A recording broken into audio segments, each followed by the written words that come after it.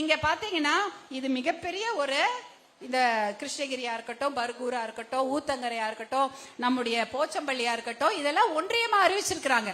முன்னாள் முதலமைச்சர் ஜெயலலிதா அம்மையார் அவர்கள் போச்சம்பள்ளியை ஒன்றியமாக அறிவித்தார். ஆனா ஒன்றியம் என்பதற்கு ஏத்த மாதிரி இங்க எதுவுமே கிடையாது. ஒரு நல்ல இடம்னா எப்படி இருக்கணும்? ரோடு வசதி இருக்கணும், சாலை வசதி இருக்க வேண்டும். சாலை வசதி எல்லா ஊருக்கும் இருக்கா? கிட்டத்தட்ட 35 பஞ்சாயத்து இருக்குது, ஊராட்சிகள் இருக்குது, அங்க சாலை வசதி கிடையாது. அந்த அளவுக்கு மோசம். கூட்டு குடிநீர் திட்டம்னு சொல்றாங்க. ஒகேனக்கல் கூட்டு குடிநீர் திட்டம் எத்தனை கிராமத்துல இருக்குது? இல்ல நல்ல முழுமையா பயன்படுதா? நல்ல தண்ணி கிடைக்குதா? கிடையவே கிடையாது.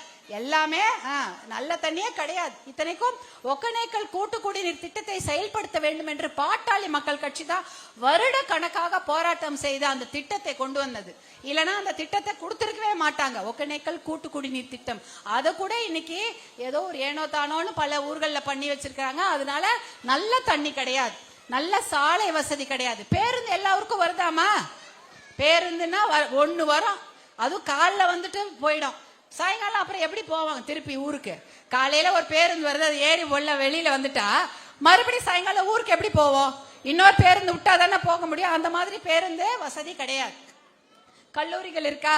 நீங்களே எங்கம்மா படிச்சீங்க? எங்க படிச்சீங்க? ஊத்தங்கரையில படித்தீர்கள்.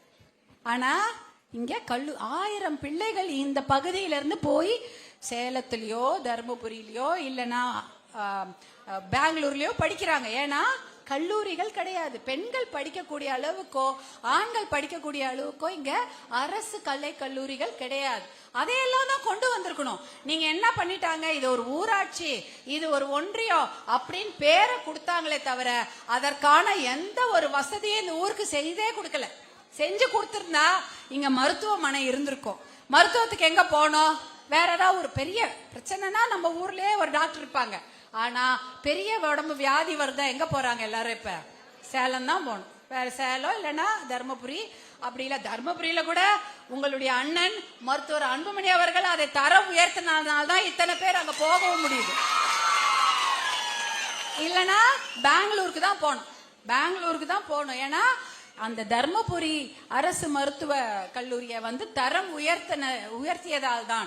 அதுவும் மருத்துவர் அன்புமணி அவர்கள் அவர் சுகாதாரத்துறை அமைச்சராக இருந்த போது தர்மபுரி மருத்துவ கல்லூரியில தரம் உயர்த்தியதால் தான் இன்னைக்கு மிகப்பெரிய சிகிச்சைகள் அங்க மிகப்பெரிய அரசு மருத்துவர்கள் அங்க பணிபுரிகிறார்கள்.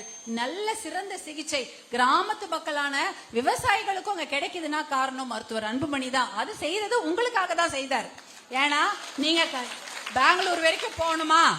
என்னுடைய சகோதரிகள் ஒரு வாட்டி ஏதாவது உடம்பு சரியில்லைனா அவங்க பெங்களூர் வரைக்கும் போகணுமா? இல்ல சேலம் வரைக்கும் போகணுமா?